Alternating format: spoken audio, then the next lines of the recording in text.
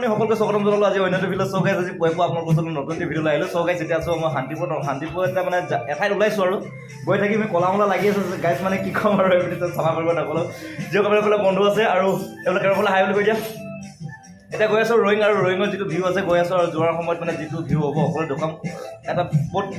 personally নিজৰ এটা কামতে গৈ আছোঁ আৰু এতিয়া প্ৰথম কিবা এটা খাই লওঁ এতিয়া সময় 10টামান বাজিবলৈ হ'ল আৰু নোখোৱাকৈ গ'লতো 12টা এটা বাজি যাব পেটটো বহুত কষ্ট হ'ব সেইকাৰণে খাই লওঁ খাই পেলাই যাওঁ আৰু যোৱা মই যিটো পৰিৱেশ হয় গৰম গৰম ভাত খাই আছোঁ ৰাতিপুৱা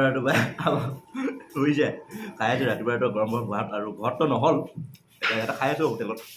উপায়হীন গৈ আছোঁ এতিয়া আপোনালোকেও চাব মানে ফাইনেলি গাইজ আহি কিনে পালোহি মই যি স্থানত আহিম বুলি কৈছিলোঁ পুৱাই আৰু সেই স্থানত আহি পুৱাই মানে আহি কিনে পালোহি আৰু আহি পুৱাই মানে যিটো মানে পৰিৱেশ ভাল লগা এটা পৰিৱেশ আৰু দেখাব কাৰণে চেষ্টা কৰিম চ' গাইজ মানে এই পৰিৱেশটো এটা বিৰাজমান হৈ আছে মানে আপোনালোকে নিশ্চয় ঘৰ বনায় আৰু এই ঘৰ বনাওঁতে আৰু কাৰণ এই ব্লগটো ভালকৈ সম্পূৰ্ণকৈ চাব তেতিয়া কিছু কথা আপোনালোকে বুজিব পাৰিব বুলি মই যে এইটো ঘৰটো মানে মই মেইন টপত আছোঁ এই টপত মানে এই তলৰ ভিউ মানে আৰু এই ভিউটোৰ মানে আহি পোৱা মানে মেইন কথাষাৰ হ'ল কি আপোনালোকে নিশ্চয় ঘৰ বনায় আৰু এই ঘৰ মিস্ত্ৰী দি কিনে ঘৰ বনায় বা কণ্ট্ৰেক্টৰক এনে কণ্টেক্ট দি কিনে ঘৰ বনায় নতুবা নিজেই মানে কিবা এটা প্ৰচেছত মানে ঘৰ আপোনালোকে নিশ্চয় বনায় আৰু সেই বনোৱাৰ মানে কিছুমান পৰিৱেশ এটা বেয়া এটা হৈ যায় কাৰণ আপোনালোকে লাখ লাখ কৰোৰ টকা মানে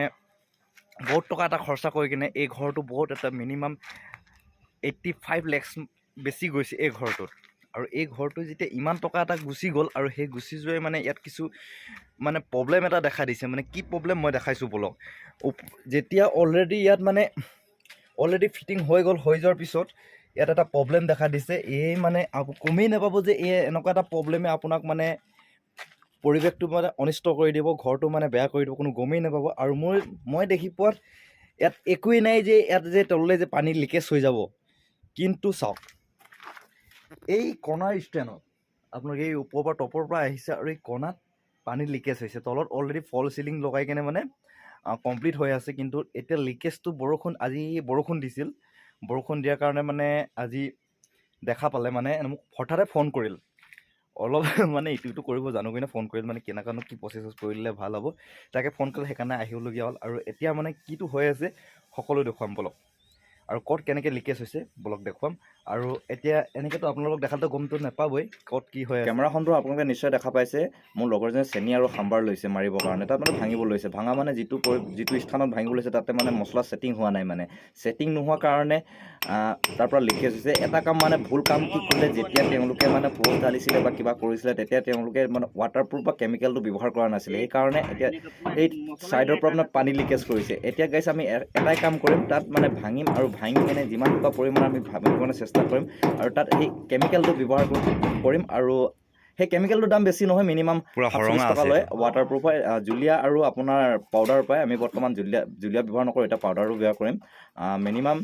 2 টেকেৰিমান মছলা লাগিব তাত 2 টেকেৰি মছলা পেকেট আমি ব্যৱহাৰ কৰিম পূৰা কাৰাকৈ দিম যাতে ভৱিষ্যতে লিকেজ নহওক আৰু যদিও বা আজি আমি ফিটিং কৰি কিনে থৈ যাম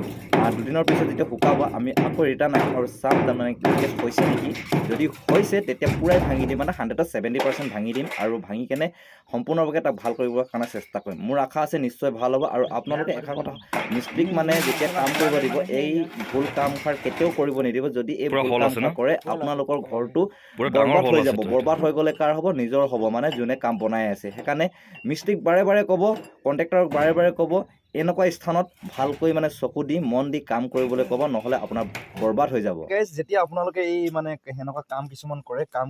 এনেকুৱা এটা ধ্যান দিবলগীয়া হয় মানে এই এতিয়া ধ্যান নিদিয়াৰ কাৰণে মানে এনেকুৱা এটা পৰিৱেশ মানে দেখা পাইছোঁ মানে সিহঁত আগত যেতিয়া কাম কৰিছিল কাম কৰোঁতে মানে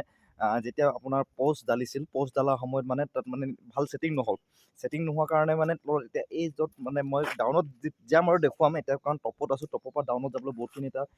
অসুবিধা আৰু এতিয়া যেতিয়া অলৰেডি কাম ফিটিং হৈ যাব ওপৰৰ টপত আৰু টপৰ পৰা মই দেখুৱাম ক'তনো কি হৈছিল বলক তেনেহ'লে এতিয়া অলপ বস্তু ল'বৰ কাৰণে আহিছোঁ মানে বহুত ওপৰত আছোঁ অহা দিয়া ত' গাইছ এইটো হৈছে ভিতৰৰ পৰিৱেশ মই আপোনালোক যে কৈ আছিলোঁ যে এনেকুৱা এটা পৰিৱেশ মানে ওপৰৰ পৰা পানী লিকেজ হৈছে কাৰণ ইয়াত ফল চিলিং লগাই মেলি কমপ্লিট হৈছে এতিয়া আপোনালোকক কৈ আছিলোঁ যে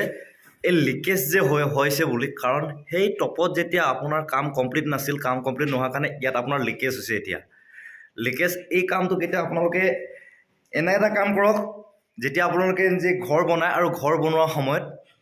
ভালকৈ মানে ধ্যান দিব আৰু ধ্যান দিলে মানে এনেকুৱা এটা পৰিৱেশ নহয় আৰু ধ্যান দিয়া নাছিলে সেইকাৰণে মিস্ত্ৰী যেতিয়া লগায় আপোনালোকে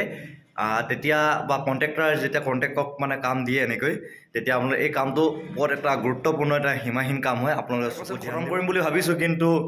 মোৰতো সন্দেহ আছে কাৰণ যিকোনো এটা বস্তু প্ৰথমতে যদি কমপ্লিট নহয় দ্বিতীয়বাৰ এটা কৰিব গ'লে কেতিয়াও কমপ্লিট নহয় চ' গাইজ